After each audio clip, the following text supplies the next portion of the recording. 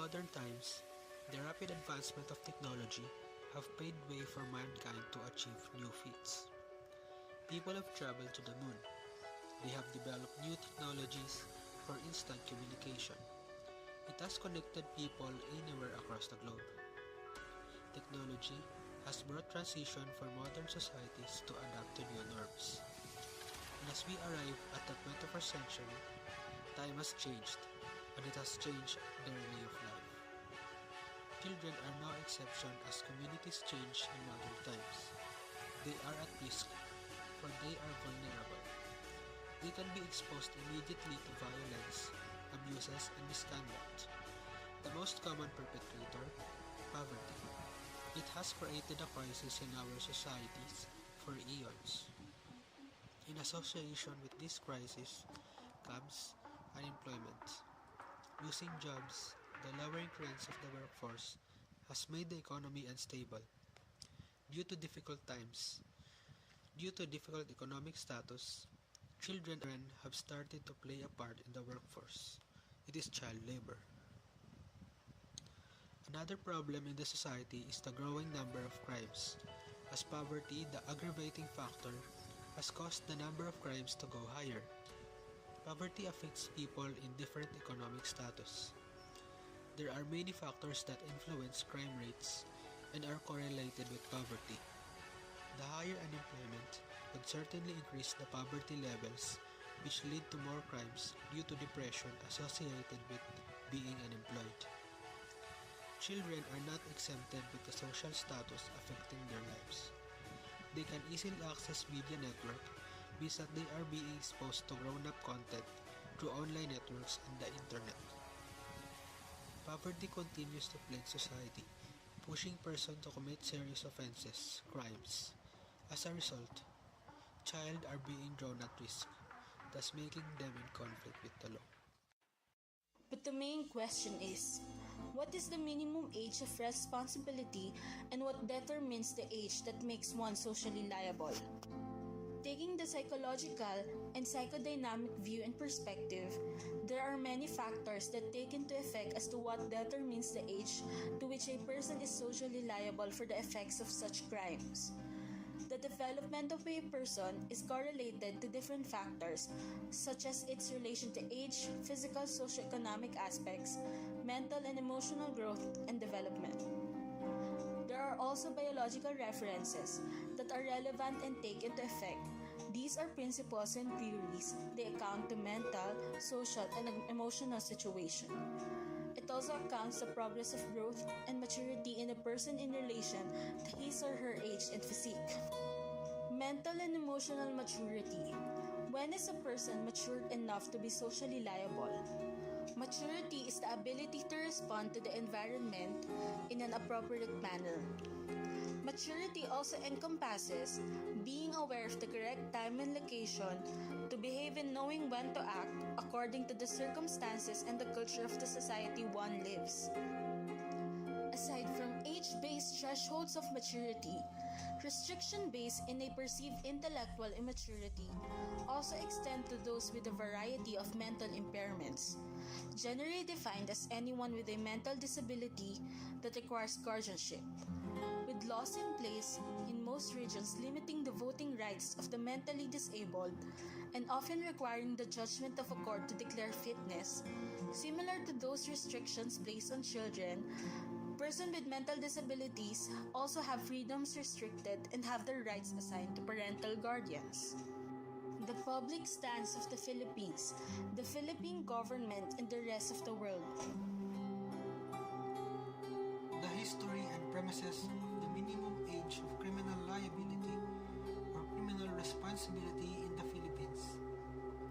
Prior to the approval of RA number 10630, the statutory minimum age of criminal responsibility in Philippine jurisdiction is 15 years old and 1 day.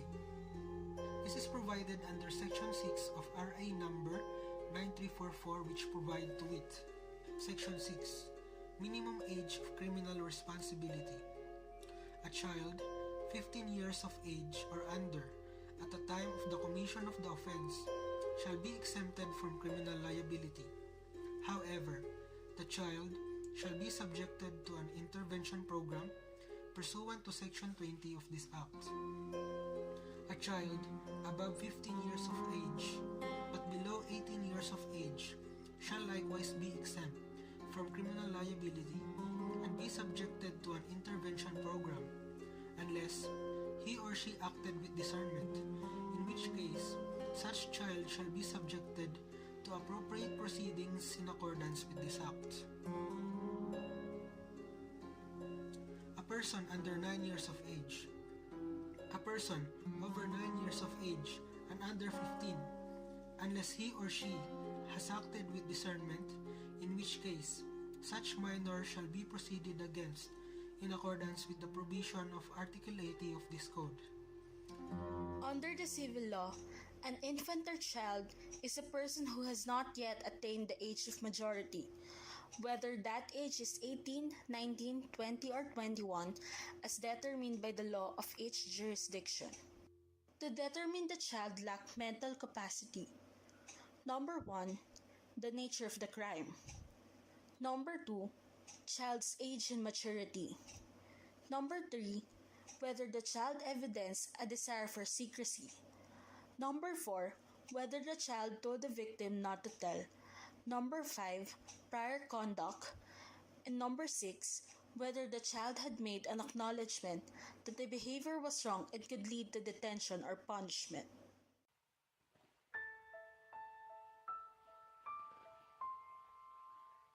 Youth violence.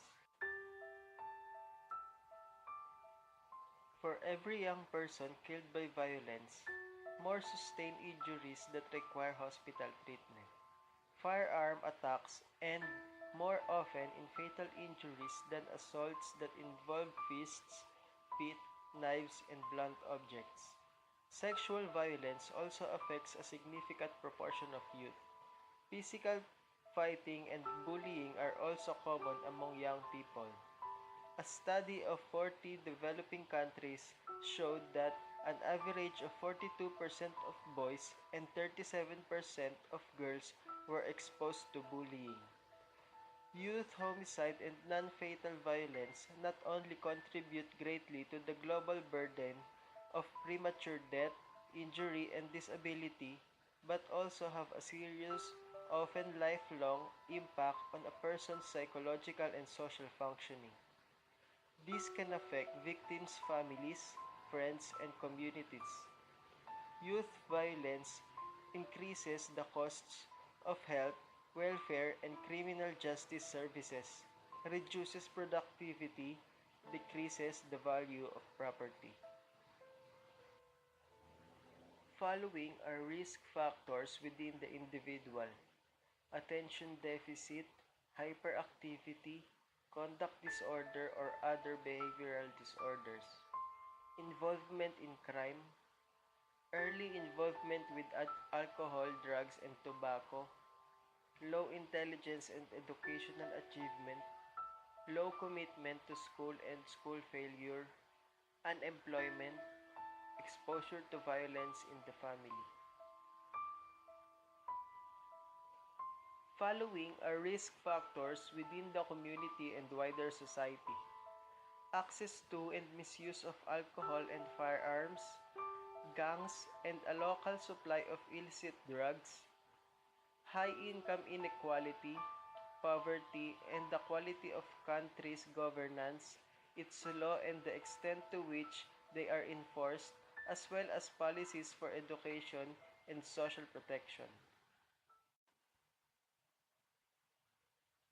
Senate President Vicente Soto III has repeatedly and openly said that the Senate will also prioritize the passage of the bill. In a Senate public hearing on January 22, he even presented crime data involving children and used it to support his arguments on lowering the age of criminal responsibility. But a closer look at the data, which is attributed to the PNP, shows exactly the opposite. The bill initially proposed to lower the age to as low as 9 years old, but legislators increased it to 12 after facing a backlash from the public. PNP's data shows that there had been hundreds of cases involving children age 11 and under since 2016. But comparing to the total for each year, the numbers have considerably and steadily gone down in the past 3 years. In 2018 alone, crimes involving 9 to 11 years old decreased by 52%. Comparing this to the 2016 figure, it shows that children in conflict with law or CICL have decreased by more than half at 56%. There were more CICL recorded by the PNP belonging to age groups 12 to 15 and 16 to 17, reaching thousands compared to the previous age groups hundreds. Still, the trend had been the same for the past 3 years. Except for an uptick in 2017, CICL age 16 to 17 decreased by 30% in 2018 from the previous year and 29% from 2016. Similarly, CICL age 12 to 15 have decreased year on year by 40% in 2018 and 2% in 2017. It also declined by 42% from 2016 to 2018. If there's one thing in PNP's dataset that could note an increase in CICL over the last 3 years and probably help Soto's case, it could be found under the undetermined section. If the child has been found by the local social welfare and development officer to be dependent, abandoned, neglected, or abused by his or her parents, the best interest of the child requires that he or she be placed in a youth care facility or bahay pag-asa. The child's parents or guardians shall execute a written authorization for the voluntary commitment of the child, provided that if the child has no parents or guardians, or if they refuse to execute the written authorization for voluntary commitment, the proper petition for involuntary commitment shall be immediately filed by the DSWD or the local settlement office, LSWDO for short, pursuant to Presidential Decree number 603 as amended, otherwise known as the Child and Youth Welfare Code.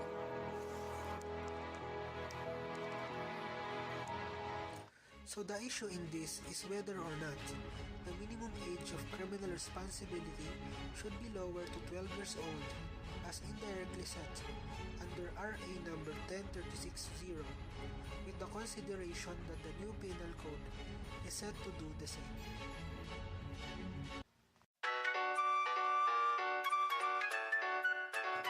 Public opinion interview. Are you in favor in lowering the age of criminal responsibility here in the Philippines? Aye. 9 years old is the proposed age for criminal responsibility. Do you agree? Why? And why not? At what age do you think is a person responsible and why? Pabor ka ba sa pagpapababa ng age of criminal liability sa Pilipinas? Oo. Bakit? Dahil karamihan ngayon mga kabataan na simula sa 9 hanggang 15 years old, marami nang nagawang mga karumal-dumal, halimbawa pagpatay, pagnanakaw. So sa madaling salita, responsable na sila sa mga ganung bagay. Kaya yun din ginagamit ng mga sindikato para maitago yung mga totoong gumagawa talaga o pinaka-pinunong gumagawa ng masama.